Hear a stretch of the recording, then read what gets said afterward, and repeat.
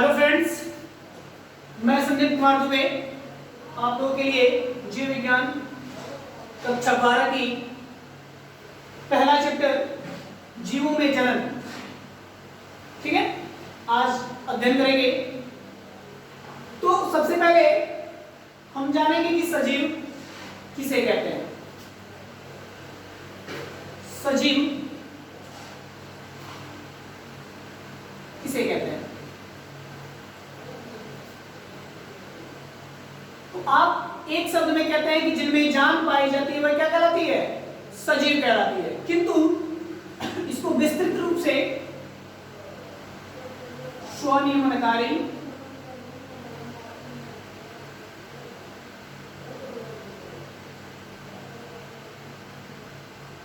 स्वप्रतिकृति,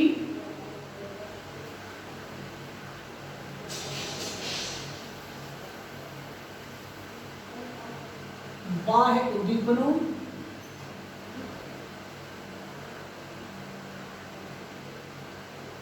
आदि, ठीक है।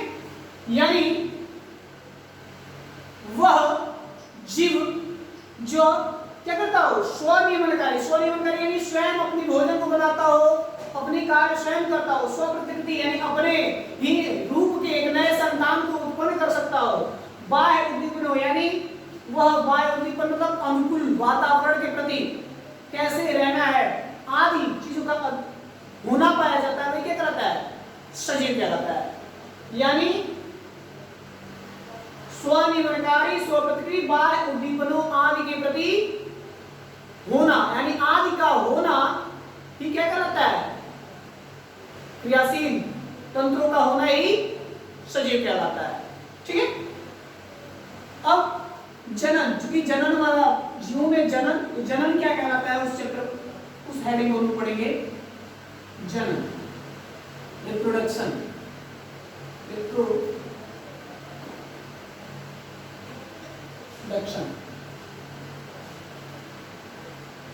जनन सभी जीवों की प्रमुख लक्षण होती है। जनन सभी जीवों की प्रमुख लक्षण होती है। लक्षण होती है, ठीक है। कहते किसे हैं जनन? तो किसी जीव को अपने ही स्वरूप एवं आकार की यानी प्रकार की एक नए जीव को जन्म देना ही क्या कहलाती है? जनन कहलाती है। ध्यान दीजिएगा इसका, मैं यहाँ पे कम लाइन ही लिख रहा हूं किंतु नोट्स आपको बाद में प्रोवाइड की जाएगी, ठीक है। पुनः एक बार बता रहे हैं कि किसी जीव को अपने ही स्वरूप या प्रकार की एक नए जीव को जन्म देने की प्रक्रिया ही क्या कहलाती है? या उत्पत्ति करने की प्रक्रिया जनन कहलाती है, ठीक है। जनन को मुख्यतः 3 भागों में वर्गीकृत किया गया है। जनन को मुख्य रूप से 3 भागों में, पहला वर्धी जनन,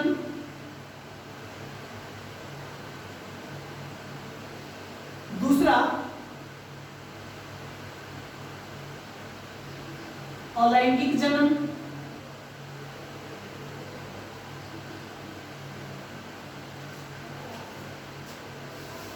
तीसरा लैंगिक जनन। लैंगिक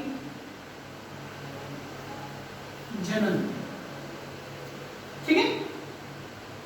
तो जनन को 3 भागों में वर्गीकृत। वर्धी जनन किसे कहते हैं? वेसी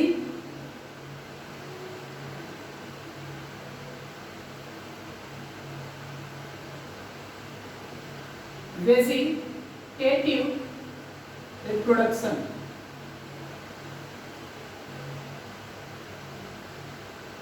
एसेक्सुअल रिप्रोडक्शन, और तीसरा है सेक्सुअल रिप्रोडक्शन। ठीक है। वर्धी जनन किसे कहते हैं, यानी किसी जीव के या किसी वर्धी जनन प्रायः पौधों में ही पाई जाती है। यहां पर मैं लिख दे रहा हूं, यह प्रायः पौधों में पाई जाती है। ये भी एसेक्सुअल रिप्रोडक्शन ही मैक्सिमम पौधों में ही पाई जाती है, किंतु जो वर्धी जनन होता है वह मुख्य रूप से यानी यह प्रायः किसमें पाई जाती है, पौधों में ही पाई जाती है। वर्धी का मतलब क्या होता है, तो किसी पौधे की वर्धी भाग यानी उभार, वर्धी का मतलब होता है उभार, वर्धी का मतलब उभार, यानी किसी पौधे की वर्धी भाग जैसे जड़, वर्धी भाग जड़, तना, पत्ती, ये तीन चीज, ठीक है। जड़, तना, पत्ती से किसी नए पौधे की या किसी नए जीव का निर्माण होना ही क्या कहलाता है, वर्धी जनन प्रक्रिया कहलाती है। जैसे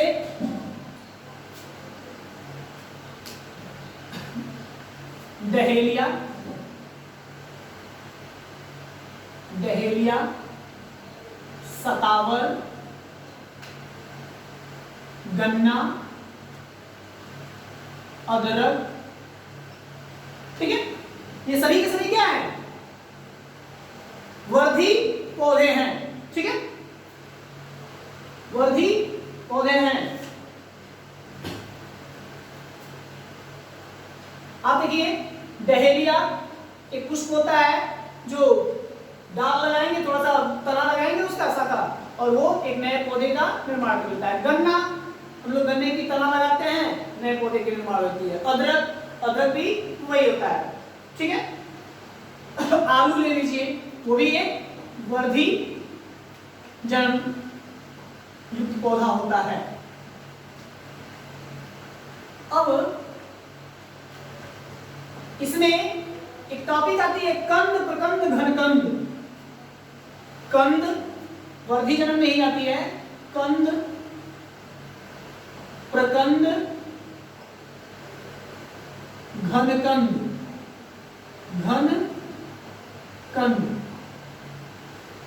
ठीक है।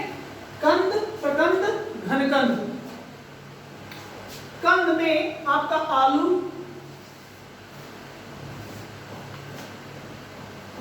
आलू का कोई आकार नहीं होता है, आपको पता होगा, और आलू में आप देखिए छोटे छोटे तने निकले होते हैं, और आलू के बीज नहीं होते हैं, जबकि इसको काट के तने को ही लगा दिया जाता है और उससे एक नए आलू के पुष्प या फिर बहुत सारे आलू के पुष्प पौधे तैयार हो जाते हैं। प्रकंद, ठीक है, प्रकंद यानी कंद का मतलब क्या हुआ, जो भूमि के अंदर पाए जाते हैं। प्रकंद यानी उसका ऊपरी हिस्सा, जैसे प्याज, ठीक है, लहसुन प्रकंद में आएंगे। घनकंद, ठीक है, मीठा आलू आदि आते हैं। तो ये सब कंद, प्रकंद, घनकंद। अब बात करेंगे अलैंगिक जन्म किसे कहते हैं।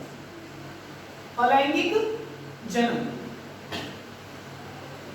तो इसमें एक ही जनक से किसी नए जीवजात की उत्पत्ति होती है, क्या कहलाती है, अलैंगिक जनन कहलाती है। यानी अलैंगिक जनन में जीव की उत्पत्ति एक ही जनक से होती है। यह प्रायः 4 भागों में, यानी जीवधारियों में अलैंगिक जनन निम्नलिखित विधियों से होता है। यानी इसको निम्नलिखित 4 भागों में वर्गीकृत किया गया है, जिसे पहले को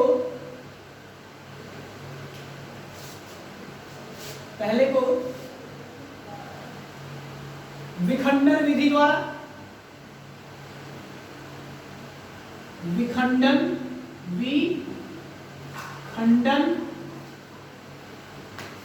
विधि द्वारा, जिसको फ्रेगमेंटेशन कहते हैं,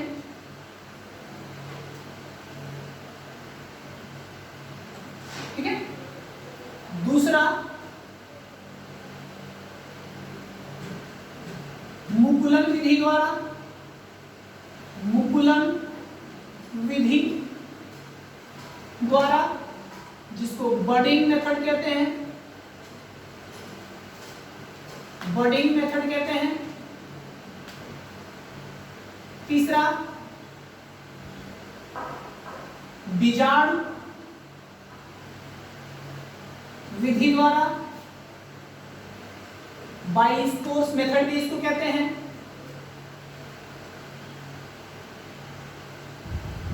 स्पोर्स मेथड। और लास्ट हमारा पुनर्जनन विधि द्वारा,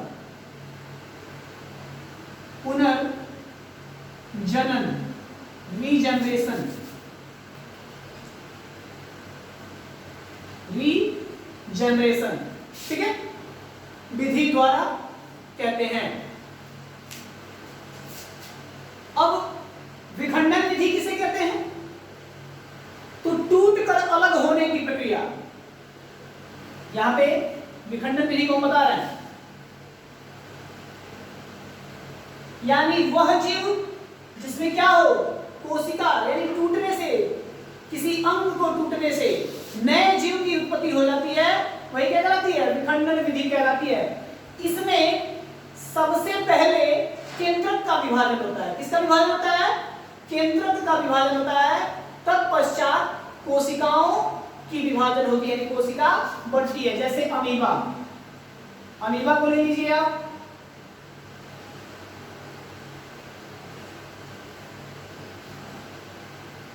ठीक है। अब अमीबा क्या होती है? सबसे पहले इनमें केंद्रक का विभाजन होता है और एक से दो अमीबा का निर्माण हो जाता है। तो ये हमारा विखंडन। इसमें हाइड्रा भी आता है। विखंडन में क्या होता है? हाइड्रा भी आएगा, युगलीना, ठीक है।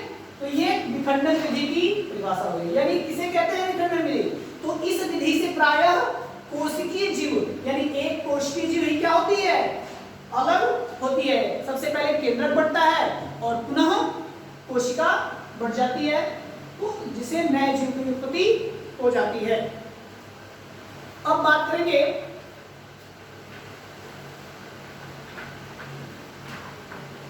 मुकुलन विधि, बडिंग, मुकुलन।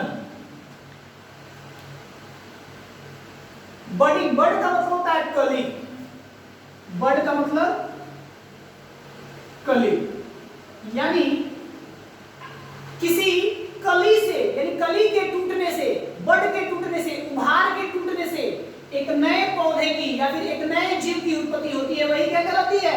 मुकुलन विधि कहलाती है।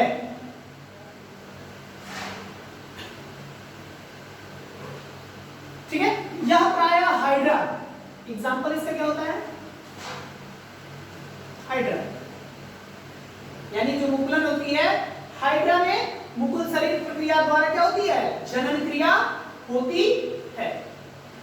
अब बात करेंगे बीजाणु विधि।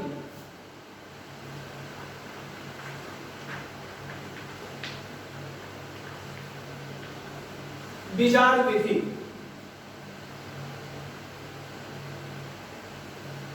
आप लोगों ने सुना होगा कि धान की छिड़काव, मटर, सरसों आदि, चौलाई, ठीक है, पालक आदि के बीज क्या किए जाते हैं? छीड़ दिए जाते हैं, जिससे नए पौधे की उत्पत्ति होती है। उस बीज से बहुत सारे पौधे का निर्माण हो जाता है। यानी बीजाणु विधि द्वारा सीड, यानी बीज से किसी नए पौधे का जन्म होना, ये क्या कहलाता है? बीजाणु विधि प्रक्रिया कहलाती है। पुनर्जनन विधि, पुनर्जनन विधि किसे कहते हैं? ध्यान दीजिए, पुनर्जनन इसी ने क्लियर है। पुनर्जनन, पुनर् का मतलब होता है दोबारा, जनन यानी दोबारा जन्म लेने की प्रक्रिया क्या कहलाती है? पुनर्जनन प्रक्रिया कहलाती है। यानी शरीर के किसी एक भाग से, शरीर के किसी एक भाग से नए जीव की उत्पत्ति होने की प्रक्रिया ही क्या कहलाती है? पुनर्जनन प्रक्रिया कहलाती है। है इसका, आप देख सकते हैं।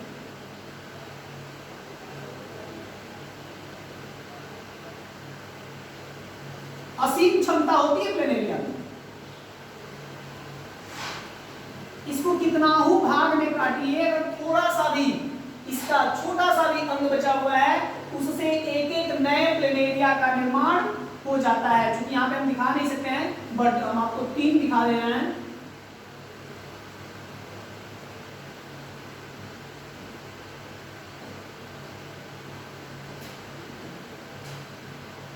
एक यहाँ बना दे रहे हैं,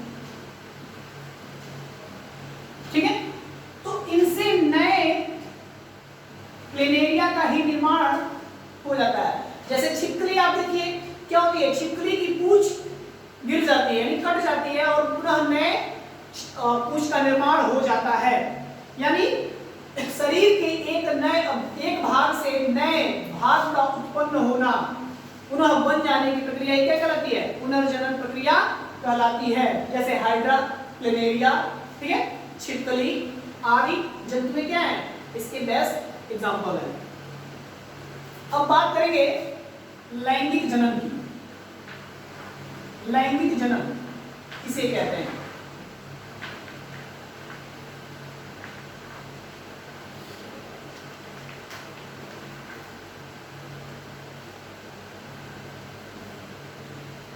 लैंगिक जनन जब दो जनक यानी विपरीत नर एवं मादा के संलयन से एक नए संतान की उत्पत्ति होना, ये क्या कहलाता है, लैंगिक जनन प्रक्रिया कहलाता है। यानी जब दो जनक वाले यानी विपरीत, जब दो जनक जन्म प्रक्रिया में, यानी जब दो जनक आपस में भाग लेते हैं जिसमें युग्मक की सहायता, युग्मक का निर्माण होता है, युग्मकों का संलयन होता है और उसकी सहायता से एक नए संतान की उत्पत्ति होती है, चाहे वह नर संतान हो या मादा संतान, उस प्रक्रिया को ही क्या कहते हैं, लैंगिक जनन प्रक्रिया कहते हैं।